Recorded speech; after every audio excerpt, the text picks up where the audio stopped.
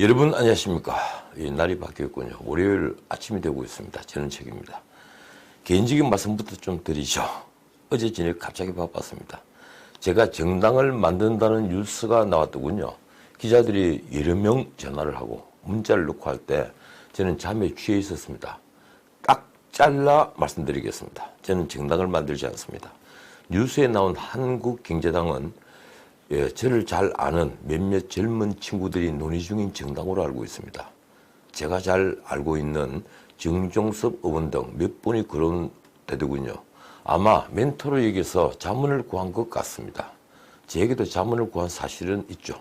두 분씩이나 말입니다. 그런데 저는 이미 작년 12월 중에 4월 15일 선거방송을 하는 것으로 모 지상파 방송과 계약을 하였습니다. 그래서 정당 활동을 전혀 하지 못합니다. 더더욱 내가 주도적으로 창당한다는 것은 불가능한 일이죠. 무엇보다도 저는 국회의원이 되고 싶은 생각이 전혀 없습니다. 하려고 들었으면 오래전부터 기회가 있었는데 벌써 승부를 보았겠죠. 그런데 저는 제 정신을 부리면서까지 정치적 과도들에게 굴신하지 못합니다. 정치판의 과도들에게 복종할 정도로 제 정신이 혼탁하지는 않습니다. 그래서 그런 기회가 왔을 때도 한눈을 팔지 않았습니다. 그런 내가 지금 정치를 한다면 더 큰 목적이 있어야겠죠. 예컨대 대한민국이 천길 낭떠러지로 떨어진다면 그때는 마지막 용기를 내겠습니다. 이건 약속드리죠. 모르겠습니다. 그전에는 보수를 대변할 이들이 모두 사라진다면 모를까. 혹시 이 유튜브 방송의 구독자가 한 50만이 넘고 평균 조회수가 한 20만에 이르러서 이 유튜브 방송의 영향력을 가진다면 그때 대권에 도전할까요? 웃자고 드린 말씀입니다. 대중이 원하지 않을 때 저 같은 사람이 정치를 하겠다고 나서는 것 자체가 혼란만 더할 뿐이라는 걸 저는 잘 알고 있습니다. 어쨌든 제가 지금은 절대 정당을 만들 일이 없습니다. 자, 어제도 많은 뉴스가 있었죠. 전염병 뉴스가 90%, 나머지 10%는 공천을 둘러싼 얘기입니다.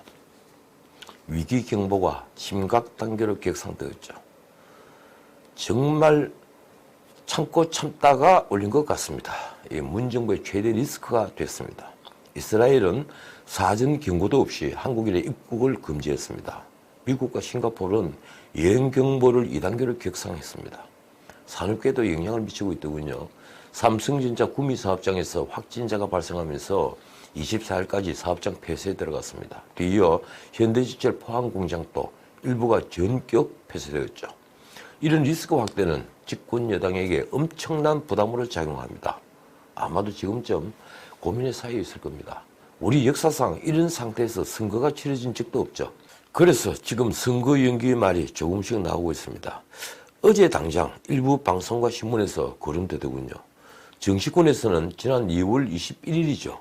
바른미래당 최고위원회의에서 손학규 대표가 총선 연기를 주장했습니다. 법률에는 공직선거법 196조 1항의 근거 규정이 있습니다. 천재지변 기타 부득이한 사유로 대통령 선거와 국회의원 선거를 할 수 없을 때는 대통령이 연기 결정을 할 수 있다. 그런데 전염병은 천재지변은 아니죠. 그래서 기타 부득이한 사유로 연기 결정은 할 수 있다고 봅니다. 그러나 전례가 전혀 없는 일이다 보니 어느 누구도 연기 주장을 하기가 망설여질 겁니다. 무엇보다 국민적 합의가 없다면 문 대통령이 그런 결정을 하기는 불가능하겠죠. 그런 결정은요, 자칫 문 대통령과 민주당을 궁지로 몰 수 있으니 말입니다.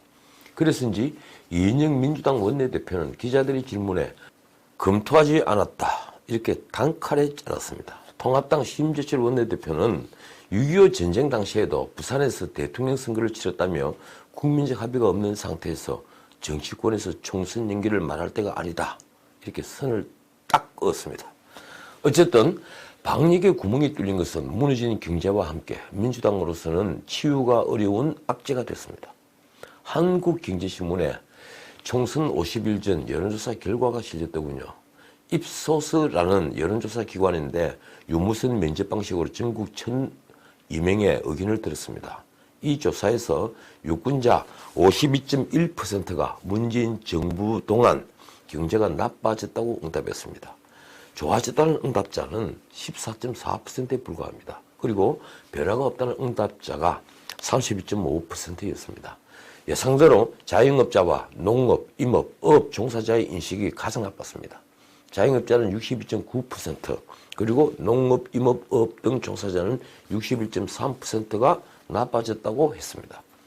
지역별로는 역시 TK 지역이 무려 71.6%, 그리고 PK 지역이 59.2% 나빠졌다고 대답했더군요. 불경 자영업자가 어렵다는 건 이미 작년 2분기부터 신문에 자주 등장했죠. 그런데 TK 지역이 더욱 지표가 나쁜 것은 아무래도 지역 특성이 작용했다고 보입니다. 경제 상황이 나빠진 이유도 명확합니다. 정부 정책 부재가 44.9%, 그리고 대통령 리더십 부족이 32.1%로서 무려 77%가 권력의 잘못으로 보았습니다. 놀라운 건 서민들 역시 소득주도 성장의 폐해를 잘 알고 있다는 사실입니다.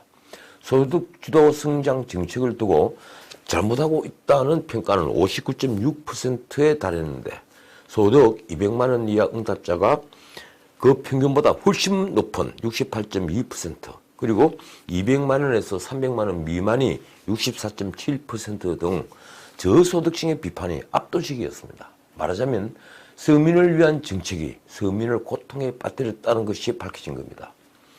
오늘은 2부 방송이 없으므로 한 말씀만 더 드리고 마치겠습니다.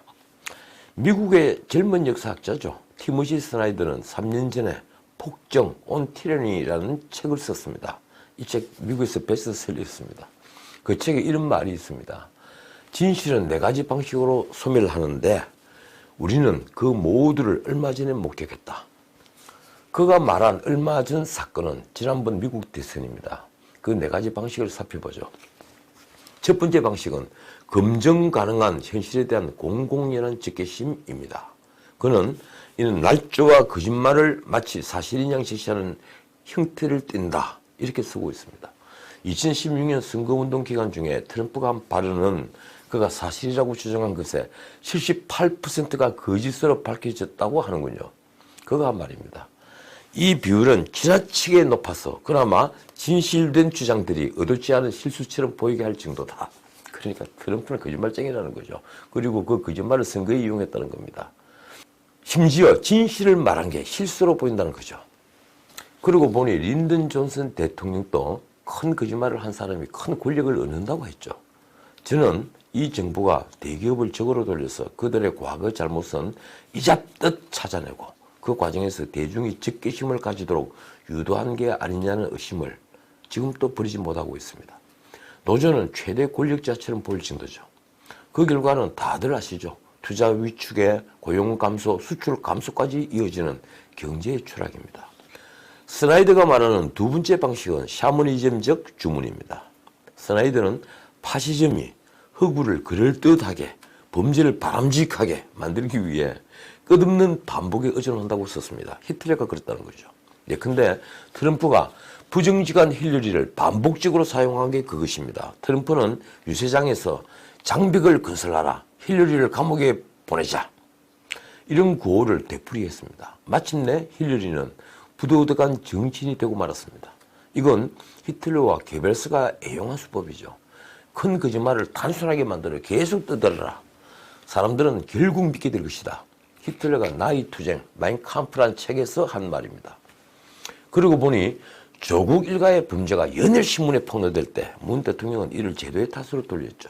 그에게 마음의 빚을 지고 있다고까지 말했으니 문 대통령이 그를 범죄자로 볼리는 만무합니다. 그래서인지 그쪽 진영에서는 조국 수호, 검찰 개혁을 정말 반복적으로 외쳤습니다.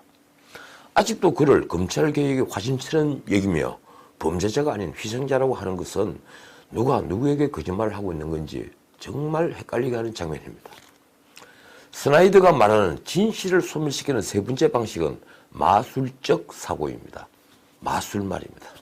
공공연한 모순을 끌어안는 것인데 트럼프가 모든 사람에게 세금을 깎아주고 국가 채무를 없애고 사회 정책과 국방에 들어가는 지출을 모두 늘리겠다고 약속한 것을 스나이더는 이렇게 표현했습니다. 또 스나이더는 이걸 두고 이렇게 비유하더군요. 닭장에서 달걀을 하나 꺼내어 아내에게는 삶아주고 아이들에게는 흰자를 익혀주고 술안이라고 하죠. 술안을 만들어주고 그 다음 암탉이 품게 해서 병아리가 나오도록 하겠다는 것과 같다. 참 재밌는 비유더군요. 이 정부도 마찬가지죠. 소득주도 성장이라는 게 바로 그런 정책입니다. 저소득층에는 세금을 퍼부어서 소득을 늘려주겠다는 건데, 그러고도 세금은 안 올린다면 그건 마술을 부리는 것과 같죠. 결국 이 정부 들어 정부 부채는 엄청나게 늘어나고 있습니다. 올해만 해도 빚은 60조가 더 늡니다. 스나이드가 말하는 진실을 소멸시키는 마지막 네 번째 방식은 부적절한 믿음입니다. 트럼프가 한 말, 나만이 문제를 해결할 수 있다거나 내가 당신의 대변자다, 이런 말들은 곧 자신을 신격화하는 주장이 포함됐다고 쓰고 있습니다. 그런 주장에 한번 휩쓸리게 되면 무조건적인 믿음을 가지게 된다고 합니다. 히틀러 시절에 대학 교수와 학생들 그리고 지식인들이 잇따라 나치의 옷을 입게 된 것이 바로 그런 믿음 때문이라고 하는군요. 저는 문 대통령이 대중에게 썼던 구호를 특히 주목합니다. 누가 만들었을까요? 한 번도 경험해보지 않은 나라는, 이런 믿음을 부른 구호였습니다. 한일 간의 분쟁이 터지자 문 대통령은 작년 광복절 경축사에서 아무도 흔들 수 없는 나라라는 표현을 썼죠. 그 말은 곧 대일 선전포고처럼 들렸습니다. 저는 철들고 이처럼 반일 감정을 제대로 직격한 구호를 들어본 적이 없습니다. 아무도 흔들 수 없는 나라. 문 대통령은 그 말을 하는 순간 안중근 의사 같은 반열에 올랐습니다. 물론 잠시만이었지만 말입니다. 자, 오늘은 여기까지입니다. 오늘 2부는 없습니다. 체력을 조금 보충해야겠습니다. 다시 말씀드리지만 제가 직접 정치에 뛰어드는 일은 절대 없을 테니 안심하시기 바랍니다. 아침은 옵니다. 지금까지 전식이었습니다.